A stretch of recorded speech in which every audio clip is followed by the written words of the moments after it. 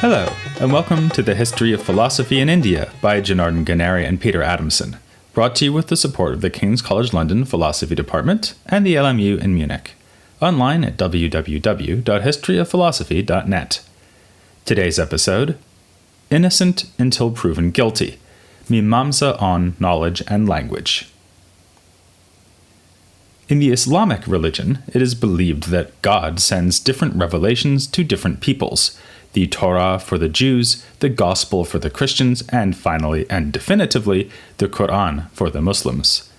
This idea was extended to the traditions of India. Buddhists and Hindus, too, were seen as peoples of the book, and the Muslim prince Dara Shikoh, who lived in India in the 17th century, even detected an allusion to the Upanishads in the Quran itself. But the Mīmāṃsā school would have rejected this well-meaning analogy. Where the Torah, Gospels, and Quran are thought to be sent to humankind from God through divine revelation, Mīmāṃsakas held that their holy books, the Vedas, are without any author at all. The Veda did not come from the gods or from any prophet, and it was not sent. It is permanent in the sense of having always existed or having no beginning. And since the Veda consists of words and sentences, this implies that language itself is permanent, a consequence that Mīmāṃsakas were more than happy to embrace. Already last time, we mentioned this idea and said that it formed part of the Mimamsa attempt to establish unimpeachable authority for the Veda. But why depend on such a radical proposal, one rejected even by other Brahminical schools like the Nyaya? The short answer is that if the Veda is permanent and has no author, then it cannot contain any errors. After all, errors only arise when there is someone, like an author, who is in a position to make a mistake. If the Veda has no author, it must be entirely trustworthy. The long answer will consist of the rest of this episode, and will mean looking at Mimamsa ideas about knowledge and language. The Mimamsakas ground their account of the Veda in an empiricist and naturalist account of human knowledge. Roughly speaking, their reasons for acknowledging the truth of the Veda are the same as your reasons for acknowledging that you are hearing my voice right now and that the objects in your immediate environment are what they seem to be. The roots of this epistemology lie in a passage of the Mīmāṃsā Sutra where Jaimini writes, "Perception is the knowledge which one has by the senses coming in contact with something existent." He's straightforwardly endorsing the idea that sense perception can give us accurate information about things. To put it in the terms of later philosophical developments, sensation is a pramana, a source of knowledge or justification. But we know from our earlier discussion of skepticism in ancient India that such claims were not going to go unchallenged, and it looks as though the skeptic will have a particularly easy time casting doubt on this particular pramana. She need only point out that sensation is often misleading. That stuff cooking in the pan looks like rice, but it's actually tapioca. That guy looks like Jim Rice, who used to play baseball for the Red Sox, but it's actually his twin brother. Of course, the empiricist can insist that sensation is very rarely misleading, so we can depend on it generally speaking. But Mimamsa do not seem to be ideally placed to make that response because they are happy to use so-called rice-in-the-pan reasoning in other contexts. They are happy to say that all the rice is cooked if one grain is soft, and that the details of one ritual can be transferred to another. So how can they stop the skeptic from arguing from the misleading nature of one sense experience to the doubtfulness of sensation as a whole? The Mimamsa answer is that sensations are innocent until proven guilty. The idea comes into the commentary tradition quite early, already before Shabara's authoritative commentary on Jaimini. We should take every cognition to be true unless it is trumped by another cognition that overturns it. The commentators, including Shabara, do readily admit that a variety of factors can undermine sensation in this way. You might taste the stuff in the pan and realize it is too sweet to be rice, or you might be drunk or deranged, which would undermine your sensations and beliefs more generally. Nowadays, philosophers would call such things defeaters. In the absence of anything that defeats a sense perception, the perception should be taken as true. In a further development of this idea, Kumarila Bhatta states in his commentary on Shabara's Bhāsya that sensations possess what he calls svata pramanya, meaning intrinsic validity. What does this mean? Later Mimamsakas couldn't agree. A minority view understood Kumarila to be saying that a sensation is valid so long as it arose in a reliable way. As long as you are not in fact deranged, drunk, and so on, your cognitions are reliable. It is up to each of us to check whether our cognitions arose in a trustworthy fashion, and if so, we can and should put our trust in them. Others thought Kumarila's point was that valid sensations simply present themselves as true. If you see rice in a bowl in front of you in normal conditions, you have no hesitation in taking yourself to know there is rice in front of you. Only if there is some warning sign, like a strange taste to the rice or an awareness that you're drunk, would you even consider doubting the perception you are having. And this is exactly right, according to Kumarila. As he puts it, that cognition which is unshaken and does not conflict with cognitions occurring at other times and places is a pramana, that is, a source of knowledge. In normal conditions, we should not bother fretting about the possible falsehood of our cognitions, and for sure we should not give in to the worries raised by the skeptic that all cognitions may be unreliable. But doesn't this just amount to an unjustified leap of faith? It is no good for Kumarila to insist dogmatically that we can trust our perceptions. This is precisely what the skeptic denies, and she has good reason, given that perceptions are indeed occasionally misleading. The Mimamsakas can make another move here, though, by borrowing a weapon from the skeptic's own arsenal.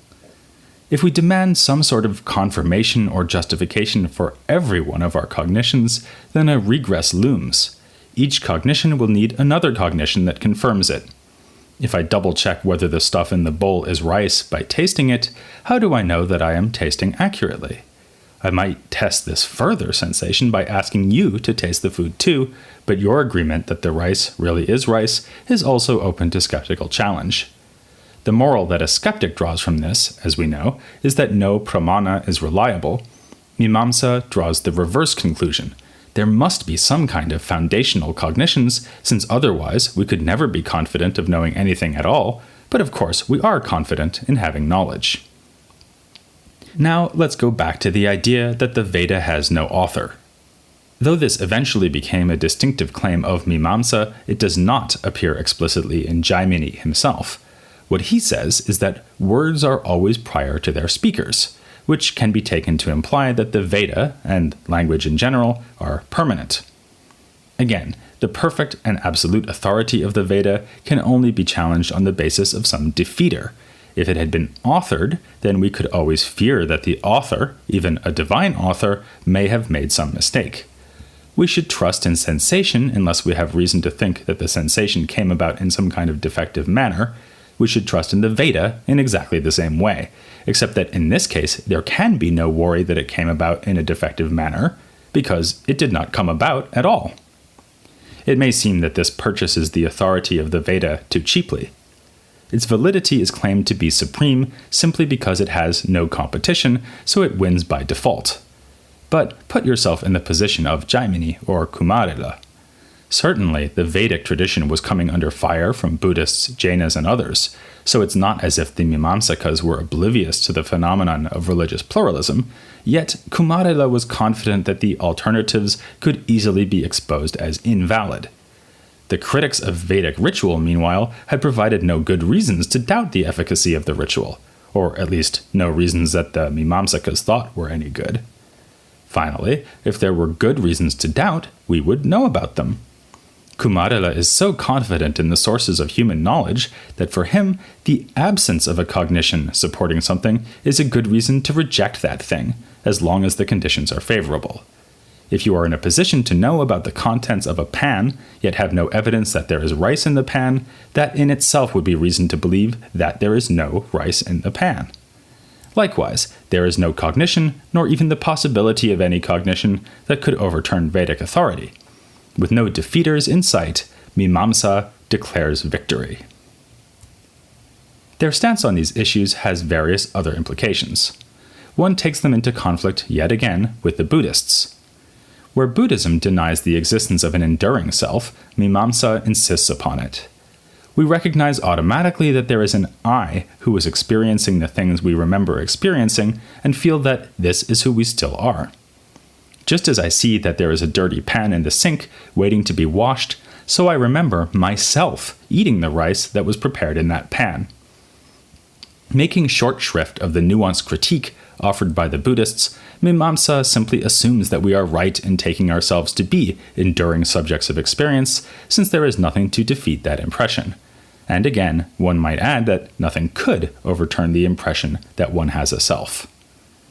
But the most far-reaching and celebrated aspect of the Mimamsa view on the beginninglessness of the Veda is their inference that language itself must have no beginning.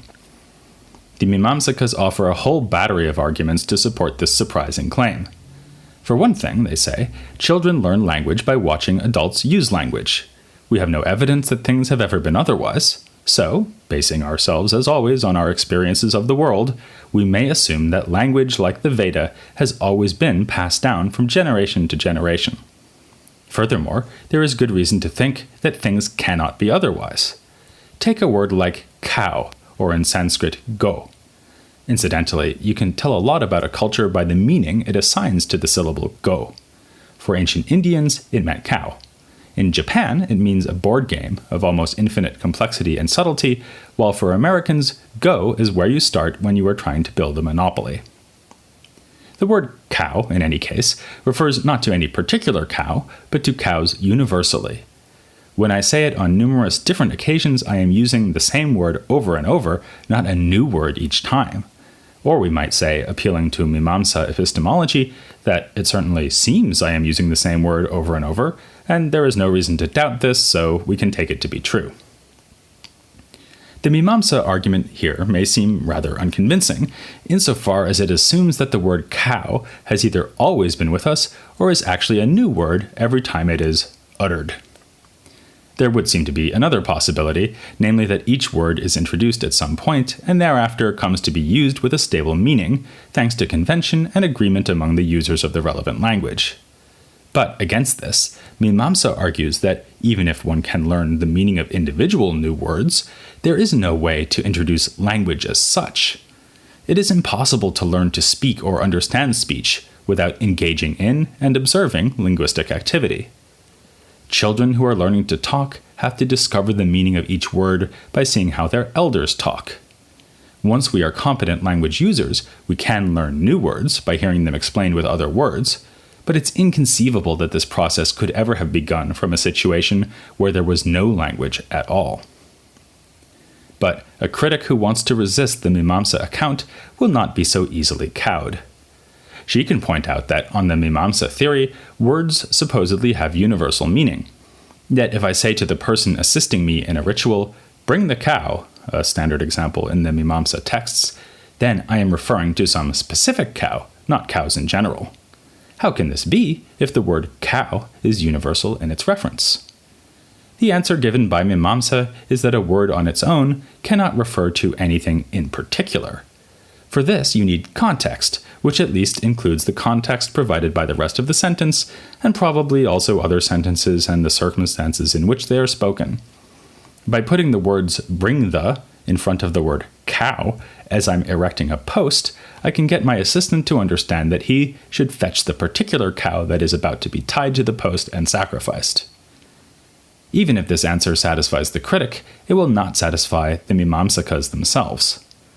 As the tradition developed, a dispute emerged concerning the relation between words and sentences. This was one aspect of a split within Mimamsa, with two rival factions following the lead of the commentators Kumarila and Prabhakara. Kumarila accepts that words have a general meaning when standing by themselves. The simple utterance cow does signify something. But that meaning is affected by putting the words into a complete sentence, connecting them so as to produce a new composite meaning. This is why Kumarila's idea was called the theory of the connection of what has been expressed. By contrast, Prabhakara teaches that words must appear within a sentence in order to have any meaning at all. This view is called the theory of expression through what has been connected. His view may seem rather implausible. Surely, if I just say the word cow, it does call to mind some meaning. But Prabhakara's view should not be dismissed so easily. Certainly, many words do seem to lack fixed meaning apart from context. Consider a word like at, and its different meanings in the phrases, the cow is at the sacrificial post, we will sacrifice her at sunrise, the cow looked at me with her big brown eyes, and all at once I decided I couldn't go through with it. What Prabhakara is saying also makes particular sense, given the overall aim of Mimamsa, which is an inquiry into ritual injunctions like the one we mentioned last time. One who desires heaven should perform the fire ritual. Injunction is the most important of the 4 kinds of statement found in the Veda, the other 3 being the formula or mantra spoken during the ritual, the statement that indicates a name, and the explanation of a goal pursued in a ritual context. In the work that kicked off this whole tradition, Jaimini stated that a ritual injunction is a meaningful unity composed out of the words it contains. And of course, not just any string of words will do.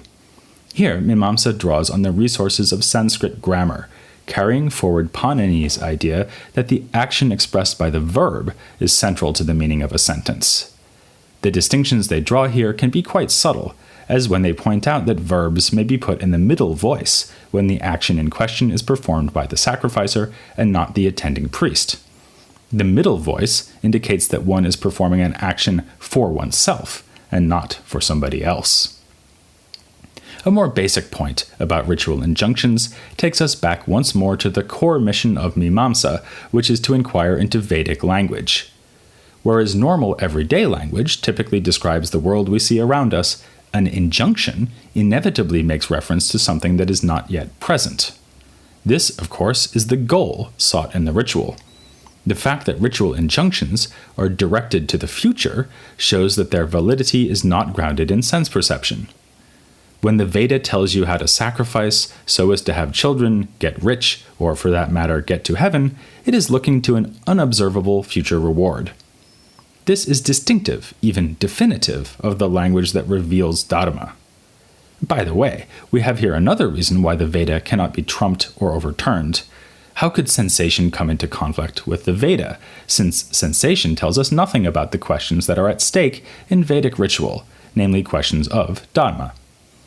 Despite this, Mimamsa is adamant that the words used by the Veda are being employed in their normal sense. If the Veda tells us to tie a cow to a post, it is not using the words cow and post in some allegorical, extended, or unfamiliar sense. It's simply calling a cow and a post a post. Still, it is a unique source of knowledge, and one that could only have been delivered in the form of language. We need language to describe and articulate goals that are not yet present, and to explain how those goals are to be achieved. This is typical of Mimamsa, a theory devoted to interpreting the sacred Veda, but offering an epistemology grounded in sense experience, and an analysis of language that applies just as well to sentences uttered by cowherds, assuming that is that the cowherds in question speak Sanskrit. Mimamsa makes no appeal to supernatural forms of knowledge, and in fact impatiently rejects such claims when they are made by other schools. It dismisses the claim that the Buddha was omniscient, and the notion that yoga can confer a special form of insight on its practitioners. Such supposed forms of cognition simply have no basis in our normal experience, and it is normal experience we should follow, along with testimony in the form of language, unless, of course, we have good reason not to. Mimamsa thus exemplifies the potential of Indian philosophy to overturn assumptions that seem natural in light of European intellectual traditions. We may easily suppose that a devotion to scriptural authority must come together with a belief in higher supernatural forms of cognition, and with a belief in revelation that erupts into history, dividing the ignorant past from a new age that is graced with previously inaccessible truth. No European thinkers can beat Mimamsa when it comes to respect for scriptural authority, yet its adherents vehemently rejected the rest of that supernaturalist picture, fusing a hermeneutics worthy of Augustine with an empiricism so hard-nosed that it might impress David Hume. Which is reason enough to devote one more episode to this fascinating tradition as we meet an outstanding interpreter of this school of interpretation, Eliza Freschi, who will be our guest next time here on the History of Philosophy in India.